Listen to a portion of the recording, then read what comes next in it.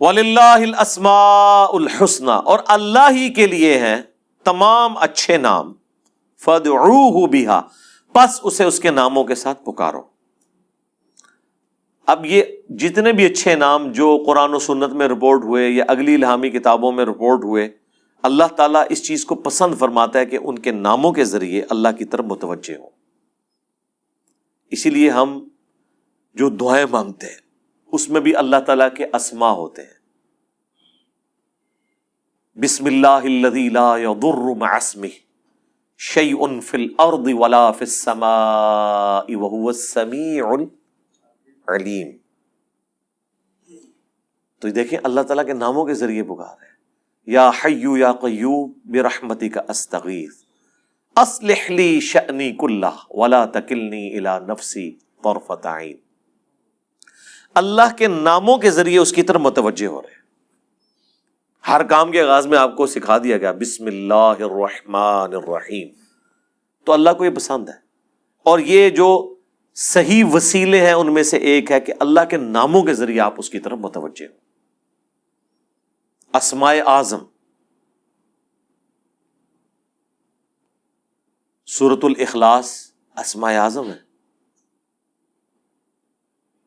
آیت الکرسی، سورۃ الحشر کی آخری 3 آیات، پھر احادیث میں بھی آئے ہیں، سنن ابی داؤد میں حدیث، ترمذی میں، کہ جو شخص ان کلمات کے ساتھ متوجہ ہوتا ہے، اللہم انی اسألک بانک انت اللہ لا الہ الا انت الاحد الصمد الذی لم یلد ولم یولد ولم یکن لہ کفوا احد، تو اللہ تعالیٰ اس کو واپس نہیں کرتا۔ ترمذی میں آیا لا الہ الا انت سبحانک انی کنت من الظالمین، اللہ واپس نہیں کرتا۔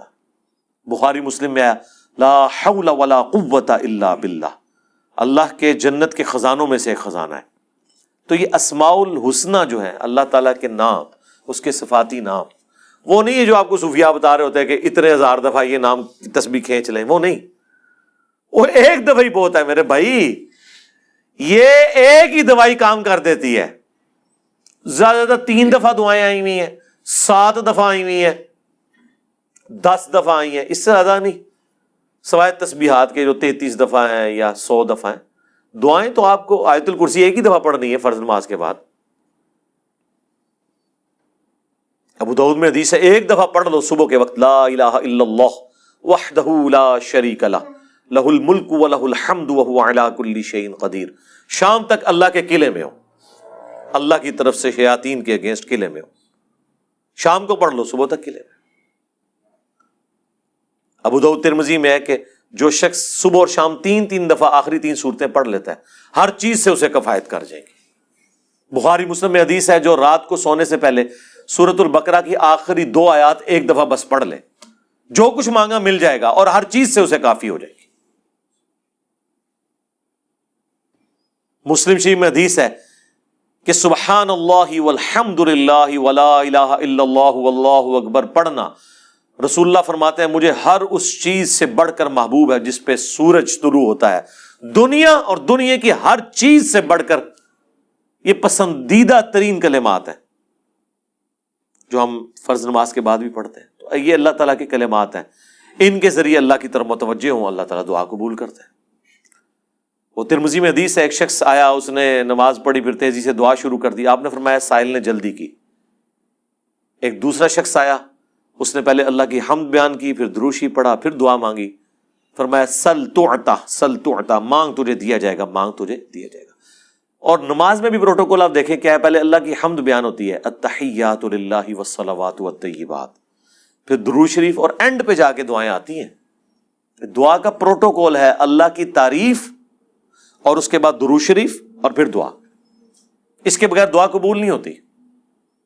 اور جس نے تیزی سے دعا کی تھی نا، ترمذی میں حدیث ہے، پھر حضور نے اسے بلایا اور سمجھایا کہ پہلے اللہ کی حمد بیان کرو، پھر مجھ پر درود شریف پڑھو، پھر اللہ کی طرف متوجہ ہو، اللہ دعا قبول کرے گا۔ کسی مزار پہ جانے کی ضرورت نہیں میرے بھائی، گھر بیٹھے اللہ کی حمد اور درود شریف کے ساتھ آپ اللہ کی طرف متوجہ ہو۔ مسلم شریف میں حدیث ہے جو اذان کا جواب دے وہی کلمات ریپیٹ کرے، حی علی الصلاح حی علی الفلاح پہ لا حول ولا قوت الا باللہ کہے، اور اس کے بعد مجھ پر ایک دفعہ درود شریف پڑھے اور الوسیلہ والی دعا مانگ لے، قیامت کے دن میری شفاعت اس کے لیے حلال ہو جائے گی. اللہم اجعلنا منہم آمین. کتنے پیارے پیاری چیزیں ہیں جو نبی علیہ السلام نے تعلیم فرمائی ہیں. ہم نے اس لیے سنت اذکار کارڈ لکھے. میرے بھائی یہ میری سالوں کی محنت ہے جو میں نے ایفرٹ پٹ کر کے اس چیپٹر کو کلوز کر دیا. Green card, blue card, orange card.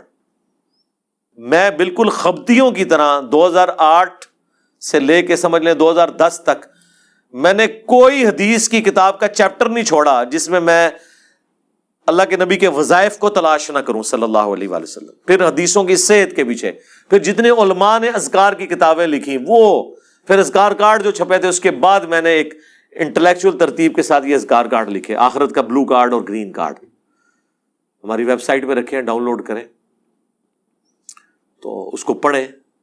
ان کے ترجمے بھی ساتھ لکھیں تاکہ آپ کو سوز و گداز فیل ہو. صرف عربی پڑھنے سے تو نہیں آپ کو پتہ چلے گا اگر آپ کو پتہ ہی نہ ہو کہ اس کا مطلب کیا ہے.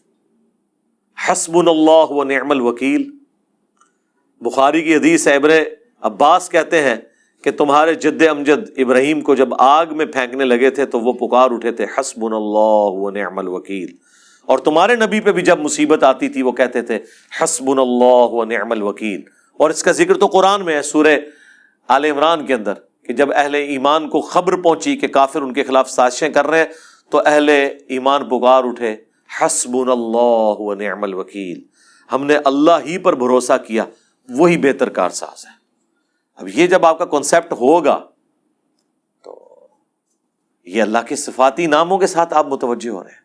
باقی تو اللہ کے کلمات تو ختم ہی نہیں ہونے. سورہ لقمان میں، سورہ بنی اسرائیل، سورۃ الکہف میں اللہ تعالیٰ کیا فرما رہا ہے کہ اگر زمین سارے کے سارے درخت جو ہیں کلمے بن جائیں اور سمندر سیاہی بن جائیں اور 7 سمندر اور بھی ساتھ مل جائیں، اللہ کے کلمات نہیں ختم ہوں گے.